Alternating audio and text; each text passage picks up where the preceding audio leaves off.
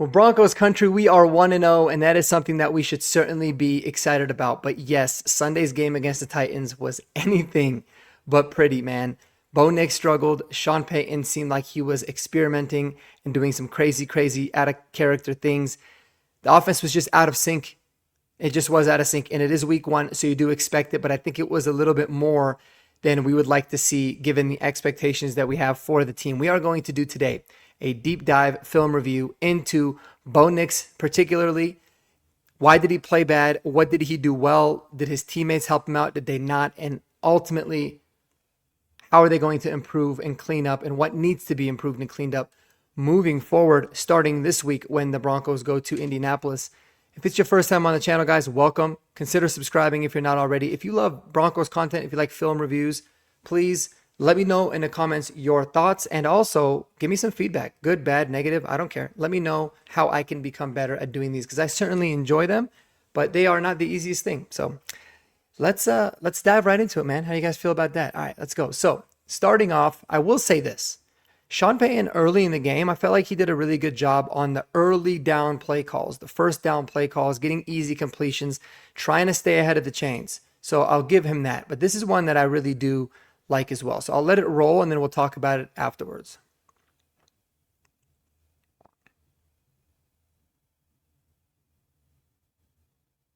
All right, so you can see here, I mean, it's about as simple as it gets, right? You're talking, I think this was second down and 8. Getting the pocket going with Bo. I like that. I like the little fake. I like getting him on the move. You can see all of the linemen are going to the right. Bo's coming back left. You got a receiver streaking across the middle in Troy Franklin. It's a super easy pitch and catch. Nothing fancy there. Definitely want to see more of that. All right, here's another one. And this was a strike. And this one I do have from the tight for you guys as well, because it was an absolute dart. For as bad as Bo Nix played, his mechanics overall seem to be a lot more cleaned up than they were last year, and his arm is probably stronger than it even was last year. And maybe that arm arrogance is leading to a little bit of this. But again, I like how they got the pocket moving with the fake. It could be a little bit better with the fake, but then leaking guys out, he's turning his hips and he's firing a dart to Cortland Sutton. You'll be able to see it a lot better here, right? So these are all positive things that you like to see. Again, here, I like to see him maybe hold the fake a little bit more, right? But he was quick to turn his head, looks, flips the hips, gets the, gets his body right, and that's an absolute dot. I mean, guys, that is a NFL throw. Watch this in real time. You barely even see it. It's like it's like a straight bullet. So you gotta love to see the arm talent things. Sneaking it in just in time. You like it. All right. Here we are getting into the red zone, and this is where things began to get a little bit quirky. All right, firstly, when I first saw this play, I said, what the hell even happened here? I still believe that it was a very big miscommunication just by everybody on the offense, but it could have been maybe that they were running a fake screen, that they did a horrible job faking. Because look at everybody on the right. So you see RJ Harvey's kind of sneaking out. All the receivers on the right, they just kind of stop. Nobody's really running a route.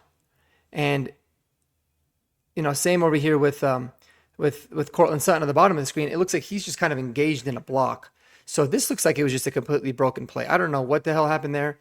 Bo Nix just fires it in and throws it. But if I had to guess, I think it was supposed to be a screen to Bidet. And the reason I think that is because on the very next play, here it is. Oh no, this might not be it. This is not the screen. Again, a lot of motion, a lot of pocket movements. Now I'm going to pause it here, because what the purpose of this play is you're going to be able to see they got Marvin Mims and Tyler Bidet both in the backfield. They're trying to give a little bit of eye candy, make it a little bit difficult for the defense to keep tabs. But the key is they're trying to sneak out Tyler Bidet on this sort of wheel route into the end zone. Now I don't really like calling that at this particular part of the end zone, but it was almost like that's the only read. At least that's how Bo treated it. So you can see he sneaks out.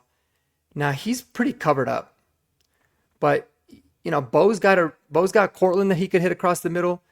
He's got Franklin who he can hit on the top right, and he's got his check down in Troutman down on the left, and he doesn't even look for it. He just says, "I'm going to try to fire it in that pocket," and it's a basically impossible throw to be able to make from there. All right, next play uh, in the red zone. Here it is, the infamous dropped screen. I mean, this is so perfectly executed. Look at this.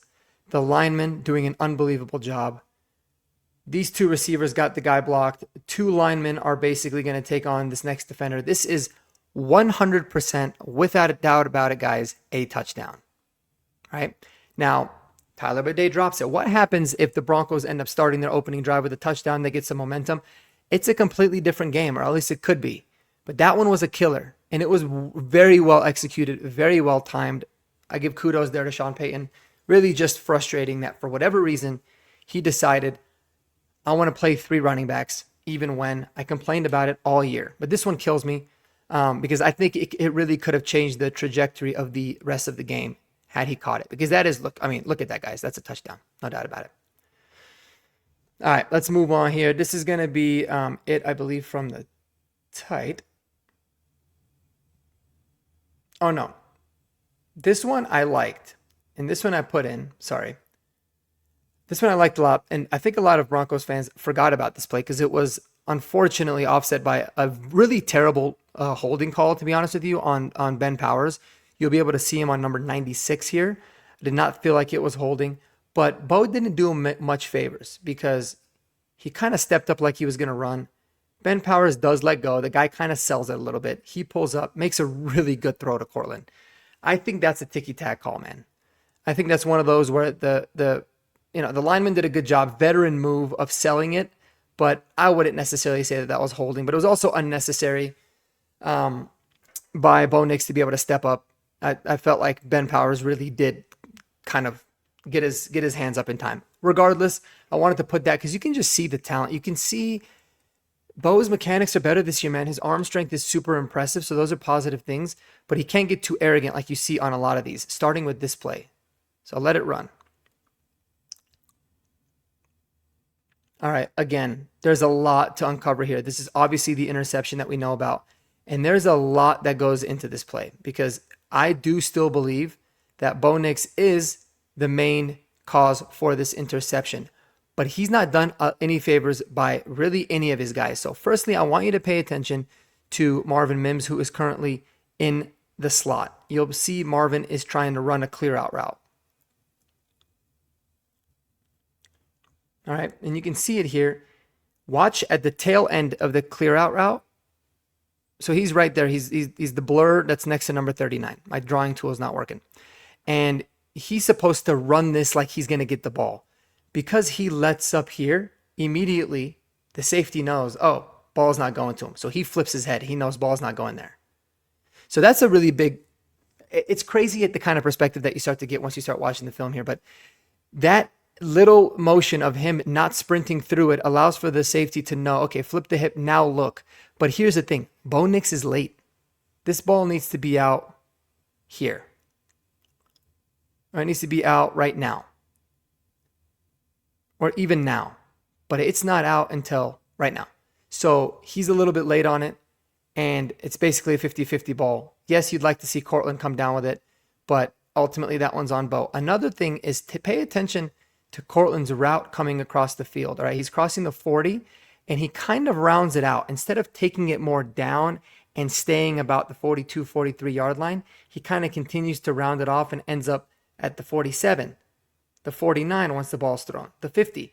So he really rounds that out. I don't think that did him any favors either. So those are two factors that went into it. But ultimately, you want to see Bo Nix be more on time there. That's what kind of kills you. So I do put it on him. Thought it was a really good play call. Dude was open. But yeah, Marvin Mims is going to get ripped for that one too, for not really running through, because that one was a frustrating one to watch. All right, we'll let this one roll and we'll talk about it.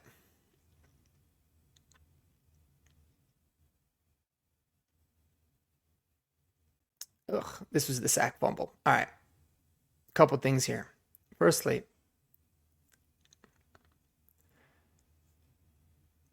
what you got to, first of all, the fake to the wrong side. I don't know who that was on. There was clearly miscommunication there, but not the biggest deal. Bo's got to be able to do one of two things. Either get the ball out right now to your checkdowns, right? You've got the back out of the backfield, J.K. Dobbins. You've also, down in the flat, you've got Troutman there as your flat. He's looking at something. It looked like he was trying to get something. For whatever reason, he doesn't throw this. And then instead of stepping up in the pocket, he kind of starts to go around, really wants to make a play, and ends up not only fumbling, but getting clobbered. And that's the last thing that you want to see from your franchise quarterback. So here, as you can see, I mean, a really good pocket. The double team was great. Everybody's holding up. You're not going to get a much better pocket. Just get rid of the ball. Either get rid of the ball or take off running. But instead, he runs sideways.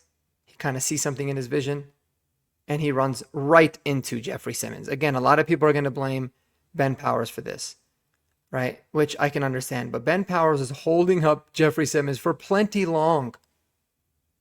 He does not need to hold on to him for much longer than that. There's a clock going off in his head, and Bo ends up getting killed. But yes, that is not on Ben Powers. That is 100% on Bo Nix. Get the ball out and live to see another down. It's something that you saw him do very well last year. And yes, he's trying to take another step in his progression. It's easy for him to resort back to that than to not develop. So that's something that I think without a doubt he can clean up. Here's the touchdown. Now, this was the funniest play. I literally was laughing out loud watching this for a lot of different things. But it's a beautiful play call. It's a beautiful play design. And Marvin Mims was at the bottom of the screen. Just pay attention to him. We'll run this back like 3 times. But pay attention to Marvin on the bottom of the screen. He runs an unbelievable route that shakes the cornerback out of his boots, and he is wide open. So wide open that Davis Webb on the sideline starts celebrating like he knows it's a touchdown. But Bo doesn't even look that way.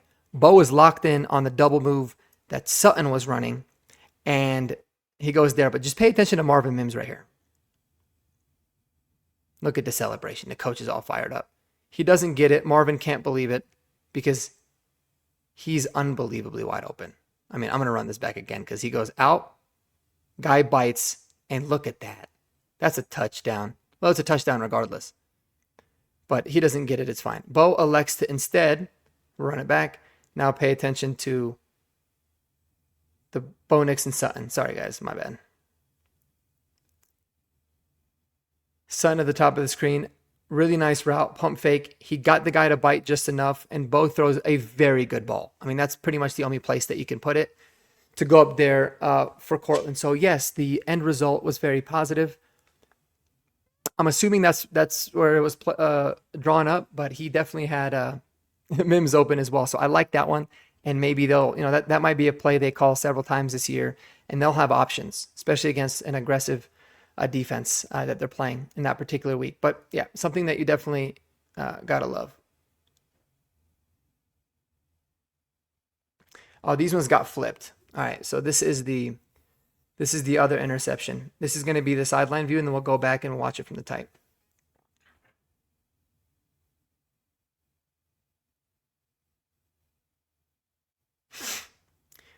This one, it's a shot play again. All right.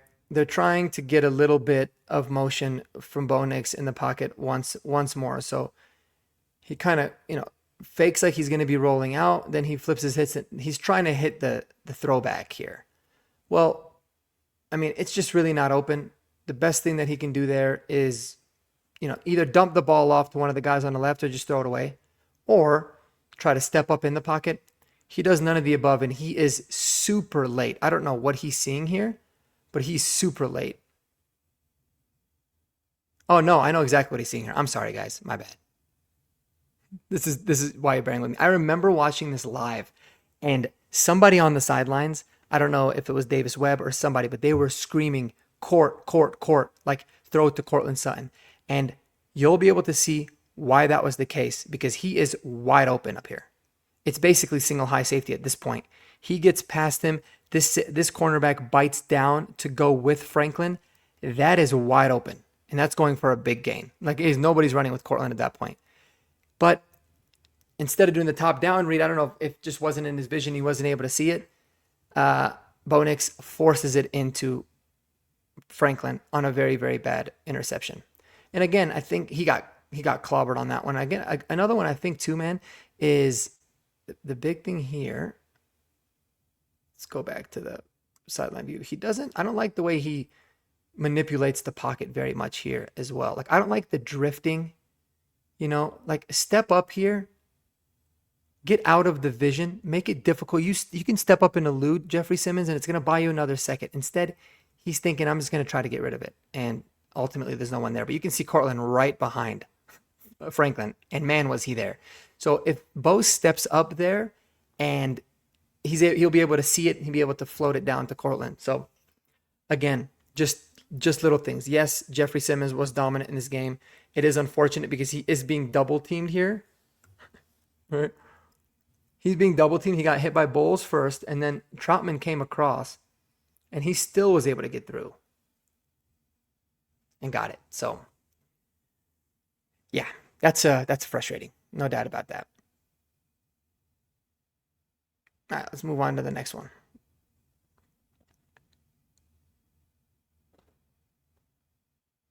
I love this wide receiver screen. I usually hate wide receiver screens, but man, when it's blocked like this, it's a beautiful thing, right? Great job by Kroll getting out and taking care of this corner.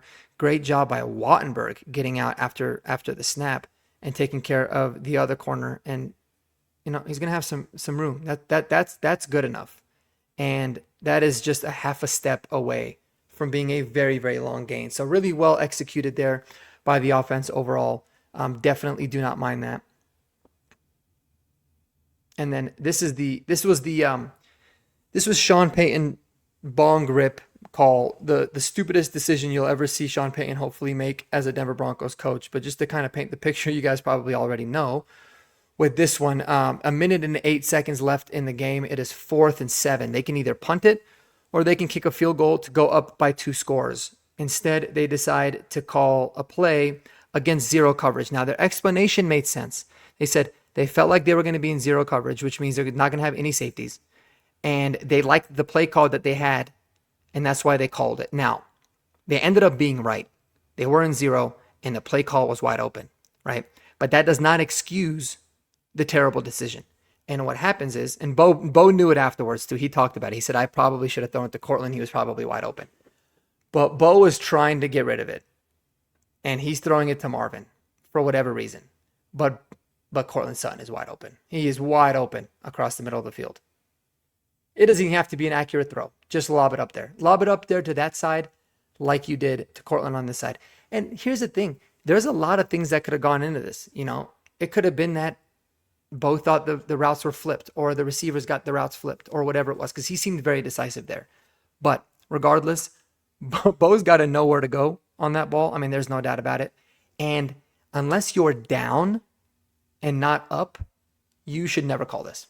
But to their credit, it was absolutely 100% wide open. I mean, they nailed that. So that's pretty cool. Got to give them credit there. Anyways, I appreciate y'all bearing with me doing my first film review of the season. Hopefully these things will get a little bit cleaner. You know me, I refuse to edit my videos and do all that. I just like for it to be as raw and as organic as possible. So let me know below what you guys think. But overall, my takeaway from this game was, did Bo play well? No, not at all. He definitely didn't. There was a lot of throws and bad decisions that he made throughout the rest of the game that could have led to more interceptions. But I thought he did a lot of things super well. And I do think that he was kind of pressing a little bit, which was surprising. But Sean Payton wasn't doing him a lot of favors either. There was a lot of long developing routes that they were calling at inopportune times. I'd like to see them get into a vision. And also, Sean Payton was doing a lot of boot action, play action, trying to get Bo out of the pocket. That's not going to make a defense bite very much if you're not able to run the ball. They were doing it early, and they were not even showing any kind of threat to run the ball. So if they can establish a run or a threat of a run game early, I think it's going to open up a lot of those shot plays much more for Bo. And he's not going to have so many free rushers coming down his throat as well. So it's going to be really good tape for them. And I'm excited to see how they progress next week against Indianapolis. Let me know your thoughts below, guys. I hope you have a beautiful day, and we'll talk to y'all later. Go Broncos. Peace.